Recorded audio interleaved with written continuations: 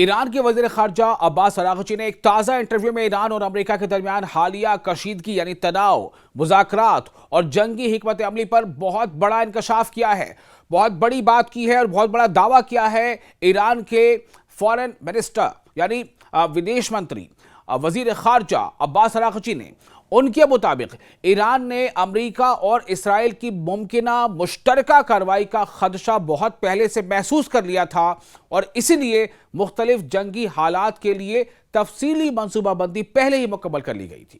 یہ بہت بڑی بات ہے، یعنی عباس اراغچی کہہ رہے ہیں کہ ہمیں پورا اندازہ تھا کہ امریکہ اور اسرائیل کیا کر سکتے ہیں، ایک ساتھ کیا کر سکتے ہیں اور الگ الگ کیا کر سکتے ہیں ایران کے خلاف، اس لیے ہماری پہلے سے پوری پلاننگ تھی۔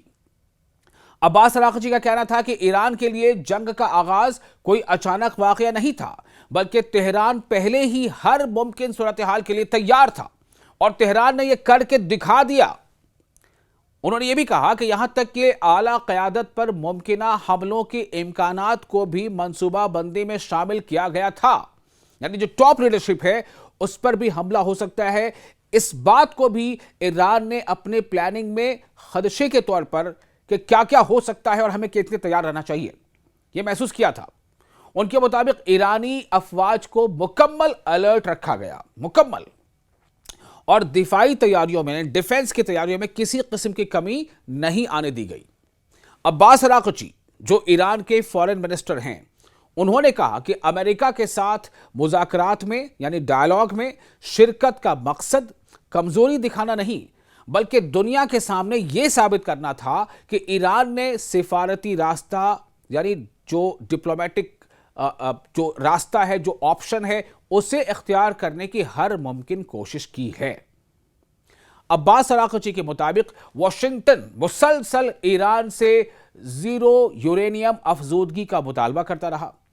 لیکن تہران نے اسے اپنے قومی مفاد یعنی نیشنل انٹرسٹ اور جوہری حقوق جو نیوکلیئر رائٹس ہیں اس کے خلاف قرار دیتے ہوئے مسترد کر دیا۔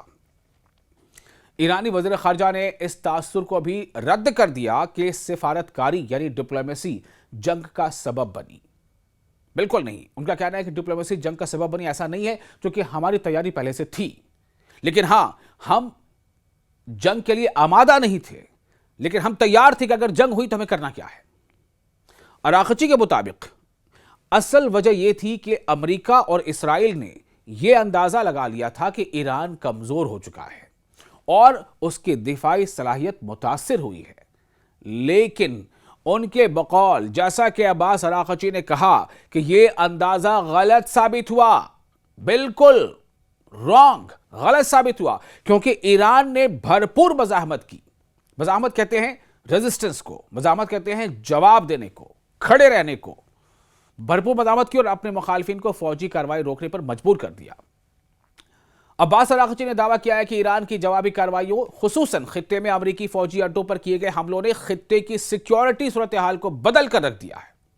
ان کے مطابق ان حملوں نے یہ پیغام دیا ہے کہ ایران خطے بھر میں اہداف کو یعنی ٹارگٹس کو نشانہ بنانے کی صلاحیت رکھتا ہے، جبکہ مخالف فریق یعنی جو دشمن ہے ایران کے لیے امریکہ اور اسرائیل، مخالف فریق مؤثر فوجی جواب دینے میں کامیاب نہیں ہو سکا۔